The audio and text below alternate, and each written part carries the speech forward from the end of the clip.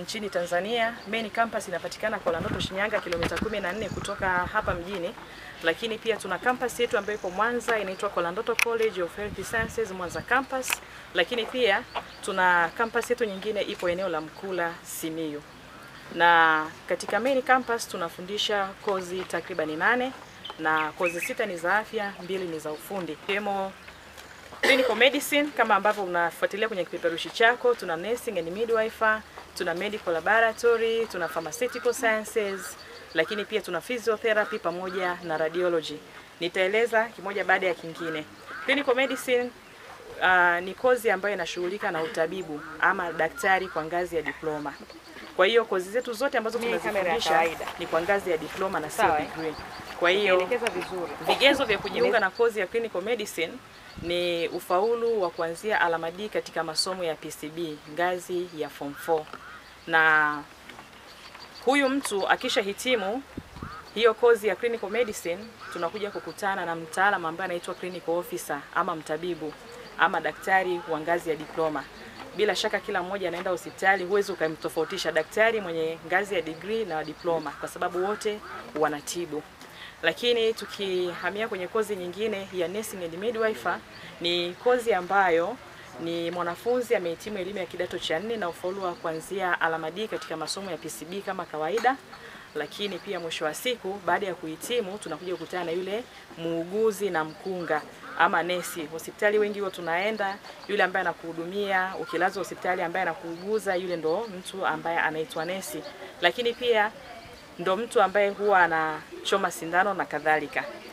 Basi hata kwa mama zetu ama wanawake wenzangu, nafikiri wengi huwa tunaenda leba kule. Kwa hiyo yule ambaye anakufanyia zile huduma za leba tunamuita ni mkunga, lakini kwa nchi yetu Tanzania imeunganishwa ni kozi ya uuguzi na ukunga. Basi tuangalie kozi nyingine ambayo inaitwa physiotherapy. Physiotherapy ni kozi ambayo inashughulika na mazoezi tiba. Hawa ni wale madaktari wa mazoezi tiba. Kwa mfano ninyi sasa hivi mpo uwanjani mnafanya mazoezi, si ndivyo? Ukipata shida kidogo hivi unatamani ukafanyiwe massage kidogo ili uweze kukaa sawa. Lakini kuna mtu mwingine bahati mbaya inaweza katokea akapata fracture ama ule mvunjiko au pingili za mgongo ama magoti akapishana kidogo.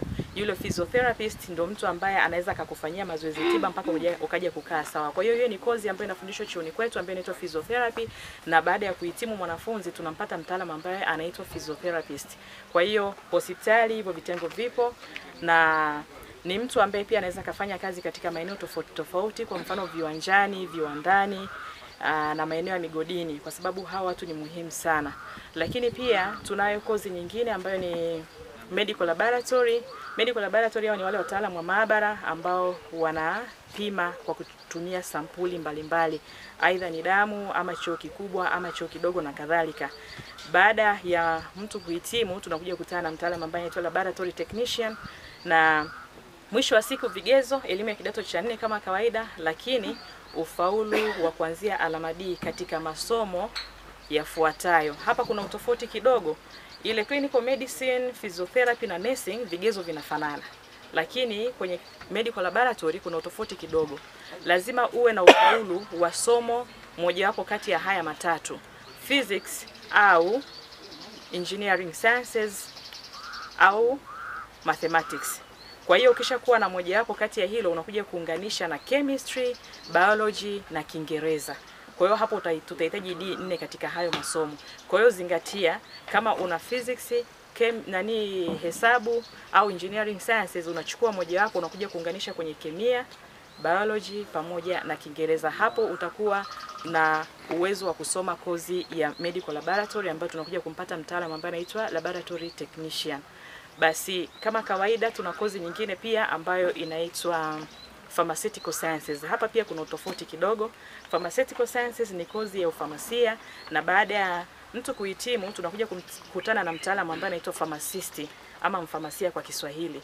Mfamasia ni nani? Unaweza kujiuliza. Wengi wetu tumezoea tukienda tu hospitali tunapewa dawa, tunasema tumetoka pharmacy pale, au daktari anakuambia nenda kachukue dawa pale, pasipo kujua ile mfamasia ni mtu aina gani. Mfamasia ndio mtu ambaye anafahamu dawa zote zinatibu nini, zina maudhi madogo madogo kiasi gani ama zile side effects.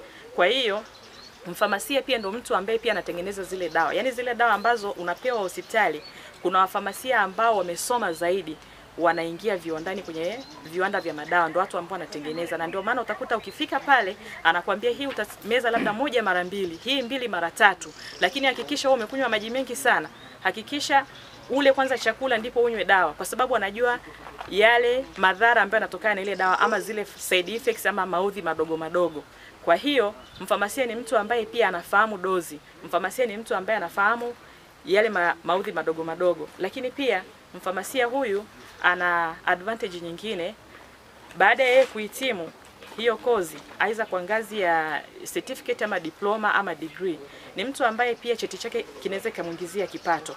Kwa mfano, huyu kaka hapa amehitimu, lakini mwisho wa siku hana interest ya kufanya kazi kwa sababu yeye ni polisi, unaona.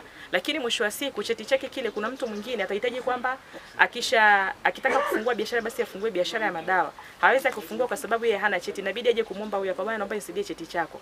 Bana nitoe shilingi milioni 10 nikuachie cheti ufanye usajili ufungue duka lako la dawa. Haijakuingizia pesa.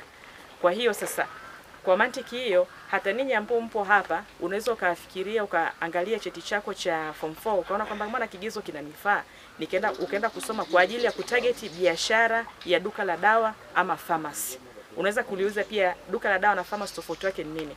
Duka la dawa ni duka ambalo linauza madawa yale ya kawaida. Lakini pharmacy ni duka la dawa ambayo ina madawa aina yote ya magonjwa yote pamoja na vifaa tiba. Nafikiri tutakuwa tumeelewana. Yes, basi tunayo kozi nyingine pia ambayo ni radiology. Radiology hii ni kozi ya mionzi na vigezo vyake ni virefu kidogo. Lazima uwe na D5 katika masomo ya physics, chemistry, biology, Kiingereza pamoja na hesabu. Kwa sababu gani? Radiology ni kozi ambayo baada ya mtu kuhitimu tunakuja kukutana na mtaalamu ambaye anaitwa radiologist ama mtaalamu wa mionzi. Asa huyu kazi yake ni nini? Kazi yake huyu ni kuchunguza mwili wako lakini pamoja na kutibu. Ulishawahi kusikia kuna mtu ana ugonjwa wa saratani? Si ndivyo eh? Sasa ukisikia kwamba yule mtu anafanyiwa matibabu ya mionzi, sasa hafanyiwi na daktari wa kawaida, MD ama huyu mtabibu. Anafanyiwa na yule mtaalamu wa mionzi ama radiologist. Kwa hiyo pia anachunguza mwili wako kwa ndani.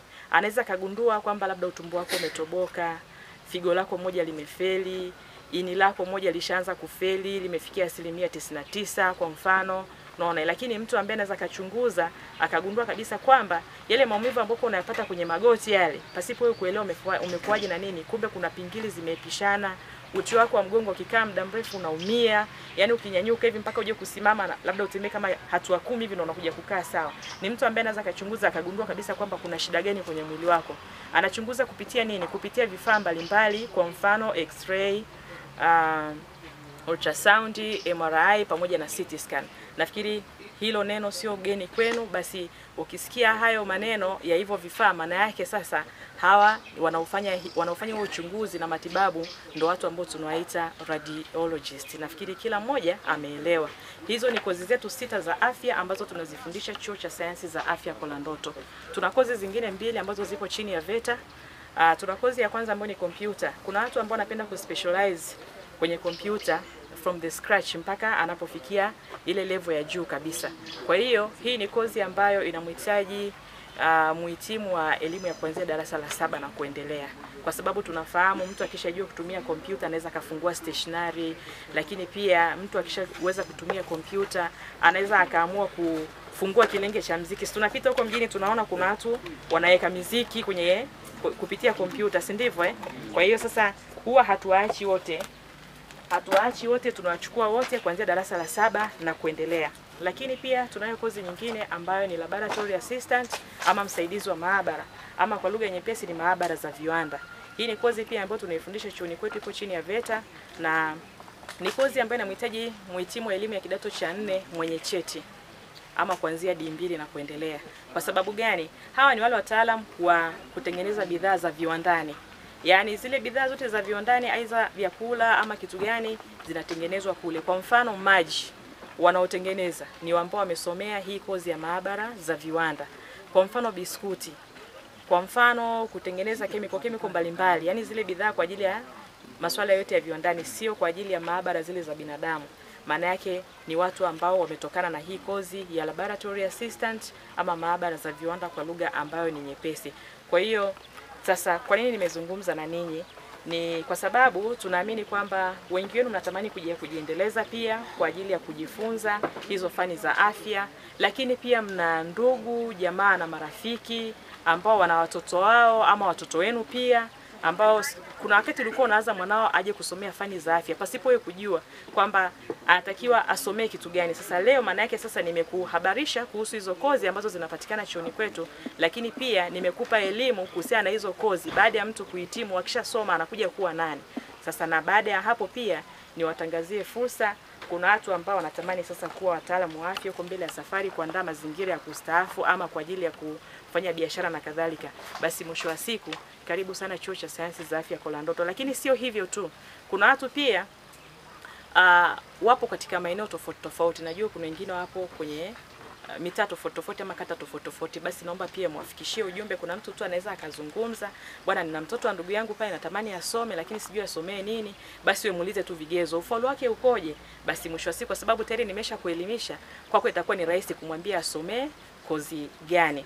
Lakini sasa niweze kuangazia upande mwingine kama ambavyo niliwaambia hapo awali kwamba nitawahabarisha lakini pia kuwaelimisha, kuwatangazia fursa. Katika hizi kozi zote ambazo nimezitaja, kozi 6 za afya tukiachana zile 2 za ufundi. Fursa iliyopo, serikali yetu ya Jamhuri ya Muungano wa Tanzania chini ya Rais Samia imetoa mikopo katika kozi 3 za afya.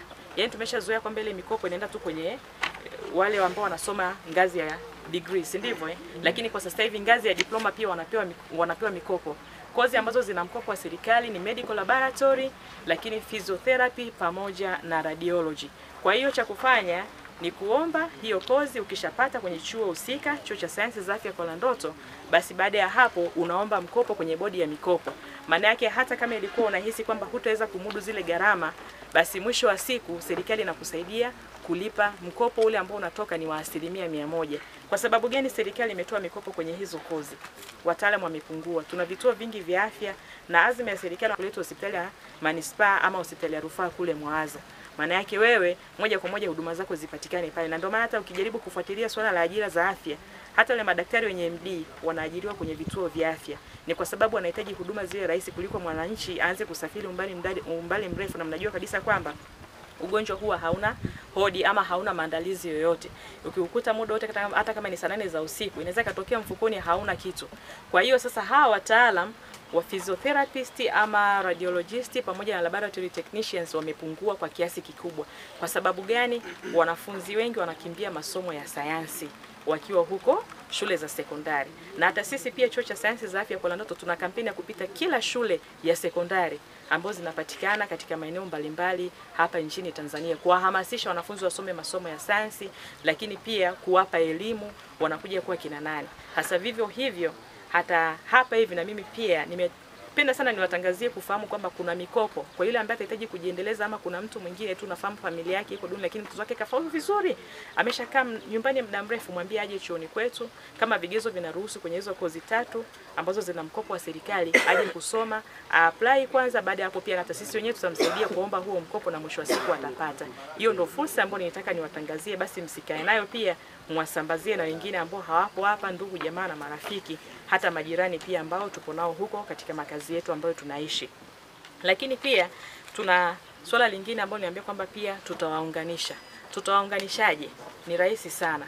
Kwa mfano wewe hapa inawezekana umenisikia lakini ukashika tu kozi moja, vigezo na kila kitu, ila tu kuna mtu akakutafuta akakwambia bwana mimi nahitaji kusoma kitu fulani. Hasa usipate shida. Tutawaachia namba zetu za simu. Kwanza namba za ofisi zipo kwenye kipeperushi, lakini pia kwa sababu pia natokea ofisi ya mdahili wa chuo nitaacha namba zangu. Waunganishaje? Maana yake ikitokea hivi siku ile ulivyozungumza sikukariri, kuna mwanafunzi na hiki na hiki na hiki ufollow wako hivi, nafanyaje? Okay, basi sawa, huyo bwana anaweza kasoma kozi fulani. Maana yake tayari tunaunganisha. Sio hivyo tu, naamini kwamba sisi ni binadamu, miili yetu ni sawa na magari, lazima aende garage, si ndivyo? Kwa hiyo hata sisi wenyewe tunavyoambiwa tufanye check up za kila mara, maana yake utatamani pia kuja hospitalini kwetu Kolandoto. Usije kaanza kupanga foleni, unaweza kunicheck na mwisho wa siku katibiwa kirahisi. Bio waga wana ile limit ya kwamba labda una ufaulu wa D ngapi mwisho mwaka fulani. Nilikuwa nataka kujua kuhusiana na chuo chenu. wewe ufaulu wa D mwisho mwaka gani? Napenda kuuliza kwa watu ambao hajapata mkopo, hatujasikia amount ya fees kwamba yenyewe inakaaje. Ni kuhusiana na umri, si ndivyo eh? Sisi hata kama umehitimu mwaka 1980, kama una uwezo wa kusoma, karibu sana chuoni kwetu. Elimu haina mwisho, wahenga walishasema. Kwa na sisi tunapita mle, sawa eh? Hata Afande Kaijage anaweza akaja kusoma sasa hivi na mwisho wa siku akaamua kustafu vizuri, akawa kwenye duka lake la dawa pale anauza.